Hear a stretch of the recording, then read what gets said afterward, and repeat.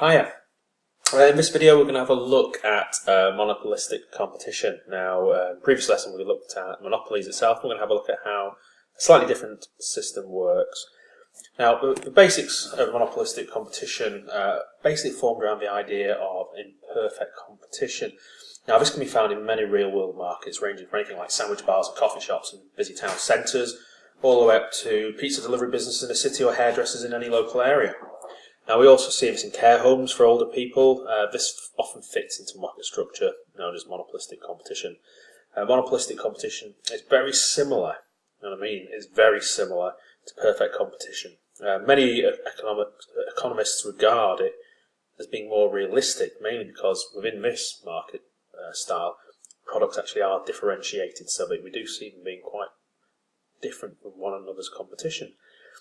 Product differentiation obviously means that businesses have a lot more control over their products, and it does imply that firms have some price setting power. Therefore, average revenue often slopes downwards. Here are a couple of traditional examples of monopolistic competition. These are all firms which can dominate a market, but can often have much more examples or much more key indicators of being in a competition environment, yet they do tend to get dominated by maybe just one or two businesses in that local area. Now, there are a lot of key assumptions about it, like there are with monopolies. The assumptions, number one, is that there are many producers and many consumers, therefore the industry concentration ratio is low, so there can be lots and lots of different firms offering these goods, but therefore the ratio is actually limited to some extent. Consumers are also aware that there is a lot more differentiation between products, and not just based on price. This comes into the differentiation idea that products are different, and therefore consumers do switch products quite regularly. There's also an assumption that producers have some control over price, therefore they're price makers and not price takers, but the price elasticity of demand is higher than it would be under a monopoly. And this is basically linked to the theory of cross-elasticity of demand, and therefore cross-price elasticity is very high. As with monopolies, there are barriers to entry and exit, but they are very low in this sense. Being closer to the idea of perfect competition, it's easier to get in and out. Therefore, producers can respond to changing profit signals very quickly, and it means that profits are competed away in the long run, though. Now, we might recognise this graph from a previous lesson looking at monopolies. This shows the exact way in which a monopoly picks up its supernormal profits. So we can see how we track along from the AR, which is essentially the demand line, and the marginal revenue, which slants down, as we looked at in the previous lesson, the reasons for this is happening.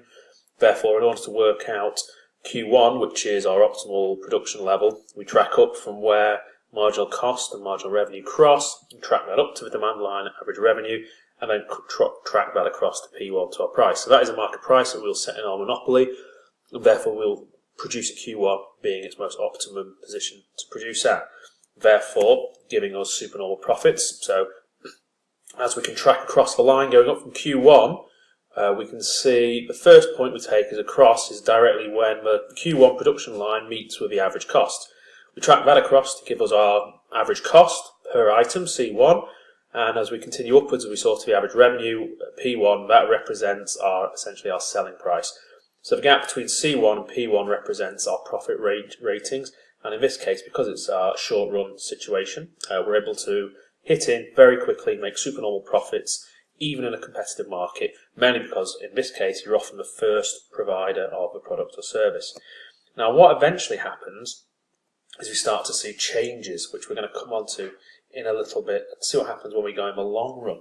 Because in the long run, we find that profits start to drop off. Because there's no barriers to entry, it's very easy to get in. Basically what will happen is the moment any firm shows the ability to claim supernormal profits, it's going to suddenly attract a whole load of new firms into that market. Therefore, the new firms come in with possibly new products which are very similar or do a similar thing as the existing one, and the demand ends up getting split, and therefore we slip down to normal profits. So this is made when essentially our average revenue and average costs are equal. Basically, more firms enter the market, the demand curve shifts as consumers opt to buy products offered by new alternative companies, and therefore we start to see decrease in supernormal profits and a return to the simple level of normal profits that we would expect in any marketplace.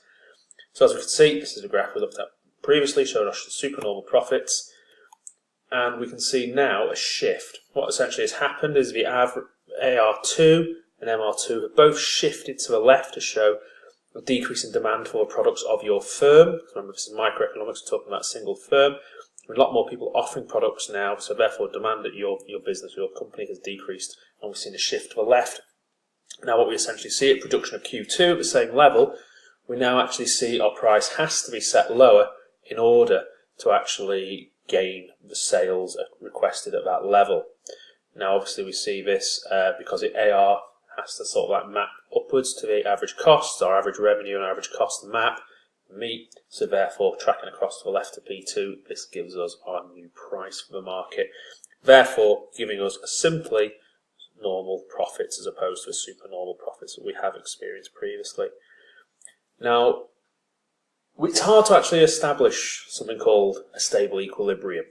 A stable equilibrium is where everything stays the same and it kind of holds its price for a while. The problem with a competitive market, particularly a monopolistic competitive market, is it's going to be very hard to reach a stable equilibrium, mainly because new products enter and leave the market very, very quickly. Life cycles of products rotate quite fast, so therefore products come and go, they grow and they die. We see new firms entering all the time, so we see consumer choice changing, we see consumer purchasing patterns change. So basically what happens is we see fast bursts of sales, followed by stability process, followed by a drop-off. Firms have to spend high levels of money on things like marketing and advertising and innovation just to keep their products relevant, keep the products in people's mind, and making sure that they continue to keep their sales at the highest level they possibly highest level they can possibly be. Now, obviously, we have an issue with efficiency. We looked in the previous lesson at how monopolies can be very, very inefficient, mainly because they don't have to be efficient. Now, in a monopolistic competition way, we also see this kind of thing happen as well. Now, the dichotomy is that monopolistic industries, you'd expect them to have low efficiency, but competitive businesses, in this case, you'd expect to have high efficiency in order to keep costs down. But once again, in this situation, you tend to see a lack of certain efficiencies. For instance, allocative efficiency doesn't exist because prices are above marginal cost.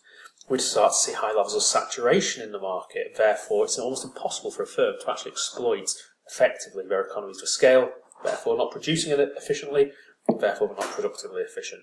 We also see a lot of wasteful spending. We see a huge amount of spending on marketing and advertising to try and keep firms at the top spot, or at least relevant and identified.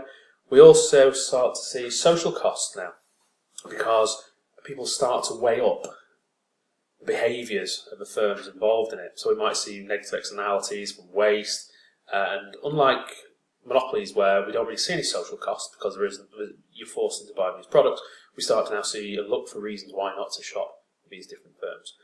We also have a lot of effective dynamic efficiency. This is where it's different from monopolistic, from a monopoly. In monopolistic competition, you have to spend money to innovate. You have to stay ahead of a curve. So therefore, we make good use of a retained profit, which is essentially an example of very good dynamic efficiency usage. Now, very quickly to end, just going to have a look at one or two cases of examples of monopolistic competitive markets. So, UK taxi industry is a great example. We have minicab drivers, private hire vehicles, London taxi cabs. I'm just going to give you 30 seconds, just to have a quick read of what you can see here regarding a case study of UK taxi industries.